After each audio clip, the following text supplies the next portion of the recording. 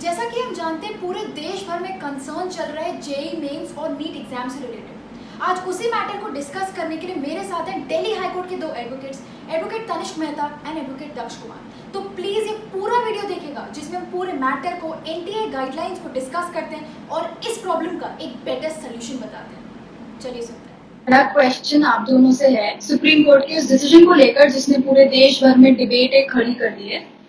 ऐसे क्या possible legal reasons हो सकते हैं सुप्रीम कोर्ट के इस डिसीजन के पीछे जिसमें उन्होंने उस प्ली को रिजेक्ट कर दिया जो चाहती है कि जेई मींस और नीट के जो एग्जाम्स हैं वो पोस्टपोन हो। सी सुप्रीम कोर्ट ने जो अपना डिसीजन दिया है उसका जो बेसिक ग्राउंड्स हैं वो ये हैं कि अगर वो सुप्रीम कोर्ट पोस्टपोन कर भी रही है तो उसके बेसिकली रीजंस क्या है। अगर उन्होंने चलिए 2-3 महीने के लिए सपोजिंग सुप्रीम कोर्ट और सुप्रीम कोर्ट ऑर्डर्स दे भी देती है कि पोस्टपोन कर दिया जाए, but do you even know कि 2-3 महीने बाद जो ये पेंडेमिक चल रहा है उसका सिचुएशन इंडिया में बेटर होगा? No one knows about that. So supreme court का जो बेसिक रीजनिंग वो ये है कि वो एक इंडेफिनिट टाइम के लिए इस एग्जाम को पोस्टपोन नहीं कर सकते। डेफिनेटली मैं इस चीज से बिल्कुल अग्री करती हूँ, पर मेरे हिसाब से सुप्रीम कोर्ट के इस ऑर्डर के पीछे में सिर्फ और सिर्फ लीगल रीजंस नहीं, काफी सोशल रीजंस भी है। क्योंकि अगर इस बार का एग्जाम को अगर हम इनडेफिनिट पीरियड के लिए जैसे हम पोस्टपोन कर देते हैं, जैसे हमारा क्लैट का एग्जाम जो है, जो हमारे एआईबी के एग्जाम्स है जो हमारे लॉ में होते हैं, वो भी जैसे पोस्टपोन कर दिए गए हैं। लेकिन वो ये हम कब तक इसको पोस्टपोन करेंगे, हमें इस चीज के लिए कुछ और सोल्यूशन देखना ही पड़ेगा। अगर इस बार के एग्जाम्स अगर कैंसिल भी कर दिए जाते हैं तो नेक्स्ट जो एग्जाम होगा क्या वो उसको भी हमें पोस्टपोन करना पड़ेगा? क्या ये पेंडेमिक जो है क्या ये बेटर हो रहा है या फिर ये वर्स हो रहा है? हमें इसके बारे में अभी कुछ आइडिया नहीं है, तो हम इसको कब तक पोस्टपोन करके रख सकते हैं? जितने लोग हैं जितने भी लोग हैं जिन्होंने जैसे ड्रॉप आउट लिया हो स्पेशली इस एग्जाम के लिए, जो सिर्फ और सिर्फ इन एग्जाम्स को क्रैक करने के लिए अपना ईयर ड्रॉप करके बैठे हैं, हम उन लोगों को अपॉर्चुनिटी उनसे कैसे ले सकते हैं? We have to give them the opportunity. Exactly हम इस सिचुएशन में एग्जाम्स रख भी नहीं सकते बिकॉज बहुत से ऐसे स्टूडेंट्स हैं जिन्होंने सुसाइड कमिट कर ली है। बहुत से स्टेट्स हैं जहाँ पे अभी भी फ्लड्स हो रहे हैं, लॉकडाउन इम्पोज है। उसके बावजूद सुप्रीम कोर्ट चाहता है कि एग्जाम्स इसी टाइम पर हो। तो क्या आप लोगों को लगता है कि ऐसा कोई ऑल्टरनेटिव है जो हम यहाँ पर यूज कर सकते हो जिससे दोनों स्टूडेंट्स खुश हों, जो एक्चुअली में चाहते हैं कि एग्जाम्स इसी टाइम पर हो because of course they work hard for it, और कुछ ऐसे भी स्टूडेंट्स हैं जो चाहते हैं कि एग्जाम्स पोस्टपोन हो। So what do you think should done? मेरे हिसाब से ऑब्वियस ही बात है, हमारे पास आई थिंक इनफ टेक्नोलॉजी है इस टाइम पे कि हम लोग पूरे के पूरे एग्जामिनेशन को as an online exam transfer किया जा सकता है। कि पूरा एग्जाम जो भी है वो ऑनलाइन ही कंडक्ट किया जाए, at the same time conduct किया जाए। ये सिर्फ और सिर्फ हमारे इंडियन स्टूडेंट्स के लिए ही नहीं, but everybody who is internationally there who wants to give the exam, उनके लिए भी काफी ज्यादा बेनिफिशियल होगा। क्योंकि it's gonna be on a normal platform, internet platform पे होगा। एंड आजकल हमारे पास में इतनी टेक्नोलॉजी डेफिनेटली है कि हम पूरे के पूरे एग्जाम को ऑनलाइन कंडक्ट कर सकते हैं। इससे ना तो हमें इस बात का डर है कि बहुत सारे बच्चों को साथ में कहीं पे ट्रैवल करना पड़ेगा, ना ही हमें इस चीज से ये डर है कि प्रिकॉशंस नहीं लिए जाएंगे, कि कोविड का और ज्यादा स्प्रेड होगा। इन सब चीजों से हम लोग बच सकते हैं कि बच्चे अपने खुद के घर में बैठ के, अपने कंफर्ट में बैठ के, अपने क्वारंटीन में बैठ के वो लोग एग्जाम दे पाएंगे। इससे ना ही उनकी मेहनत जो उन्होंने इतने टाइम से करी है उसका भी कुछ ना कुछ रिजल्ट आएगा, और प्लस एग्जाम्स भी डिफॉल्ट नहीं होंगे, जिससे ऑब्वियसली नेक्स्ट बैच जो है बच्चों का जो इस एग्जाम को देना चाहते हैं उनके लिए भी ये चीज काफी ज्यादा बेनिफिशियल है, because they don't have to face double the competition. Thus, I would like to add, I would like to add कि अगर एग्जाम्स होल्ड करानी है और अगर बात हो रही है कि पोस्टपोन किए जाएं, तो गवर्नमेंट देख सकती है इस मैटर में, तब तक के लिए पोस्टपोन कर सकती है जब तक के लिए उनको लगता है कि प्रॉपर एसओपीज का ध्यान रखा जा रहा है, प्रॉपर प्रोटोकॉल फॉलो किया जा रहा है सोशल डिस्टेंसिंग का। जब उनको लगता है कि हमारे पास इनफ इंस्टीट्यूशन है जहाँ पे एग्जाम होल्ड कराया जा सकता है, जो पेरेंट्स बच्चों के साथ अकम्पनी करेंगे, क्योंकि जैसे कि एज जो है बच्चों की जनरली 16 to 18 ईयर्स की है, तो मेजोरिटी ऑफ द जो बच्चे होंगे वो अपने किसी न किसी एक पेरेंट के साथ में अकम्पनी करेंगे। तो एग्जाम, माना कि जैसे हम लोगों ने भी अपने कॉलेज टाइम पे एंट्रेंस के लिए एग्जाम दिए, हम लोगों ने देखा है कितना रश रहता है। अगर हम एक बार को फॉलो कर भी लेते हैं कि हम एंट्रेंस के टाइम पर प्रॉपर सोशल डिस्टेंसिंग का प्रोटोकॉल फॉलो करते हैं, बट जब एग्जिट की बारी आती है तब तो अगर हम इन सब चीजों को ध्यान में रखें और government proper No, precautions no, ले no, sir. सकती है। I think I have to disagree with that.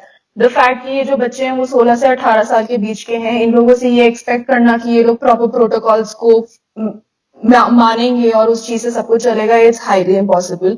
Entrance exams के लिए जो कि इतने main exams, JEE and NEET exam, जो बहुत ज्यादा वैल्यू रखते हैं हर स्टूडेंट के लाइफ में, जो इस चीज में एम कर रहा है, इस फील्ड में एम कर रहा है, उन लोगों के लिए वो सिचुएशन ऑलरेडी इतनी ज्यादा स्ट्रेसफुल है कि हम लोग ये नहीं सोच सकते कि बच्चे मास्क पहन के और बार बार अपना हाथ सैनिटाइज करके सोशल डिस्टेंसिंग मेंटेन करके हर चीज वो करेंगे।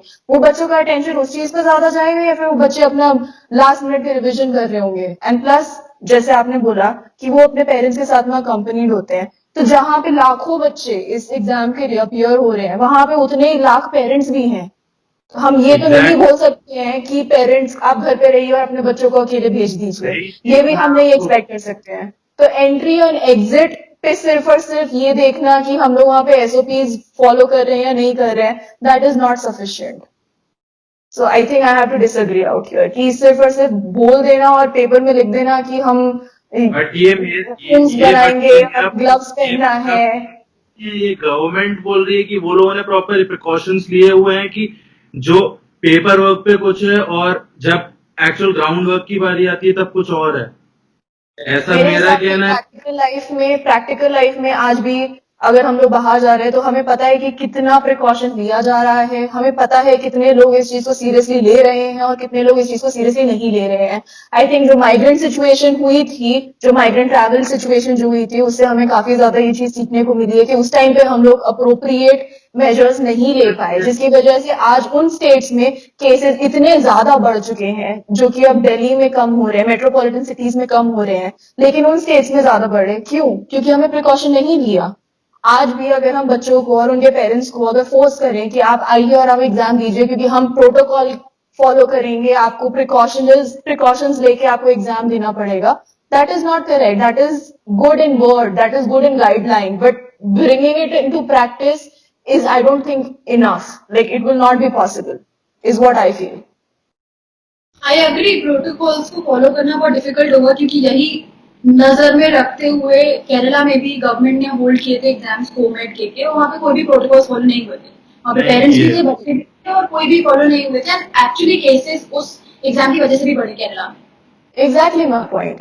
ऊपर से आप 16 से 18 साल के बच्चों के बीच में आप कितना प्रोटोकॉल फॉलो करने से आप एक्सपेक्ट कर सकते हो? आज के डेट में हम अपने पेरेंट्स को खुद बोलते हैं कि आप मास्क पहन के रखो, उनको आदत नहीं है, वो बिना मास्क के बाहर चले जाते हैं, बिना मास्क के किसी से भी बात कर लेते हैं। अब जो इंसान 6 महीने से ऑलमोस्ट क्वारंटीन में है, अपने घर के अंदर है, जहां पे उनको मास्क नहीं पहनना, सैनिटाइज नहीं करना, कुछ नहीं करना, आप उनको उठा के एग्जामिनेशन जोन में डाल देंगे जो और भी ज्यादा स्ट्रेसफुल है, और आप उनसे एक्सपेक्ट करेंगे कि वो हर 20 मिनट में हाथ धोएं या वो सैनिटाइज करें। देखिए मैम, मैं ये चीज नहीं बोल रहा हूँ कि इस चीज को करना ही करना है। I am just giving my point of view, जो गवर्नमेंट बोलना चाह रही है कि वो प्रिकॉशन ले सकते हैं। ऐसे अब मैं ऐसे बोलना चाहूँ तो अगर कोई स्टूडेंट है जो एस्थमा पेशेंट भी है साथ में, क्या उसके लिए पॉसिबल है वो इतनी देर तक मास्क को पहन रख सकता है और अपने एग्जाम पे भी प्रॉपरली फोकस कर सकता है? Of course it is not possible for them. तो मुझे ये भी पूछना है, जो एनटीए ने गाइडलाइंस इशू की हैं एग्जाम्स को कंडक्ट करने के लिए, उन्होंने जो गाइडलाइंस इशू की हैं कि स्टूडेंट्स को ये प्रोटोकॉल्स फॉलो करने, what do you have to say about that? Guidelines हैं, मुझे लगता है काफी डिफिकल्ट अप्रोच है उसका। मैं आपको बताता हूँ कैसे। एनटीए की गाइडलाइंस के अकॉर्डिंग अगर किसी बच्चे का टेम्परेचर बढ़ा हुआ है या फिर उसको कोई सिम्टम्स है, कॉफ है या फिर उसको ब्रीथ करने में परेशानी हो रही है, तो वो एग्जाम नहीं दे सकता है। तो क्या इसका मतलब यह है कि वो बाय डिफॉल्ट फेलियर हो जाता है?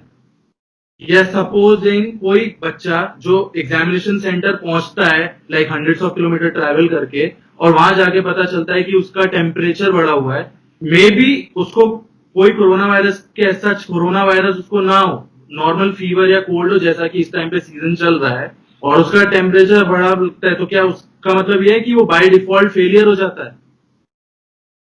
तो मैं इस चीज को, मुझे लगता है कि काफी डिफिकल्ट अप्रोच है एनटीए की, और मेरे अकॉर्डिंग ये अप्रोच सही नहीं है।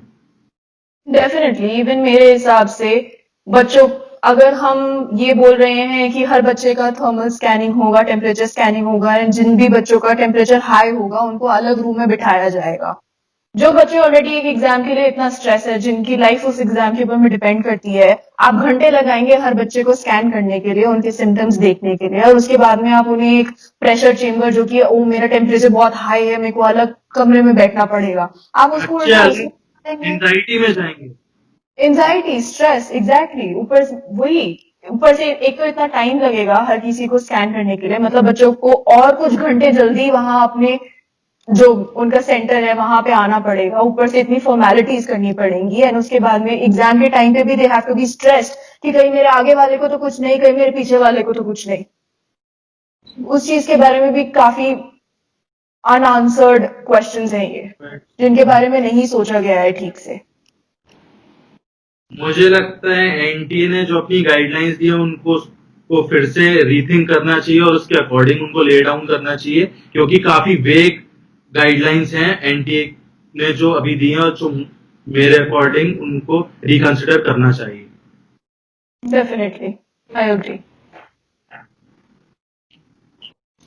तो मेरा आप लोगों से फाइनल क्वेश्चन यही होगा, टू सम इट अप, आप एक 2-4 लाइन में कैसे बताएंगे कि इस टाइम पे हम क्या कर सकते हैं कि वो स्टूडेंट्स भी खुश हो जो चाहते हैं एग्जाम्स हो, और वो स्टूडेंट भी खुश हो जो नहीं चाहते कि एग्जाम्स हो, because of course health reasons. देखिए, मैं आपको इसमें ये बोलना चाहूंगा, जिनकी एक्चुअल पिटीशन है एडवोकेट अलक आलोक श्रीवास्तव जी, उन्होंने पीएम मोदी को एक लेटर लिखा है जिसमें उन्होंने रिक्वेस्ट किया है कि वो एक स्पेशल एग्जामिनेशन होल्ड करा सकते हैं, जिसके चलते जो बच्चों को अपना ईयर वेस्ट नहीं करना है, या फिर जिनको लगता है उन्होंने इतना प्रिपेयर अपने आप को किया है और वो ड्रॉप लेके उन्होंने इतना मेहनत किया है, वो इसी साल अपना एग्जाम देना चाहते हैं, तो वो एग्जाम वो अभी कंडक्ट कराए जाए।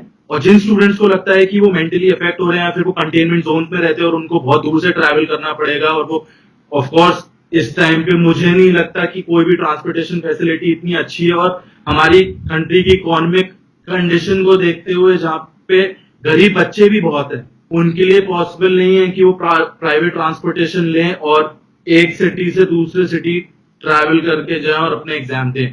तो ऐसे बच्चों के लिए स्पेशल एग्जामिनेशन होल्ड किए जा सकते हैं। मैम, आप कुछ कहना चाहेंगी?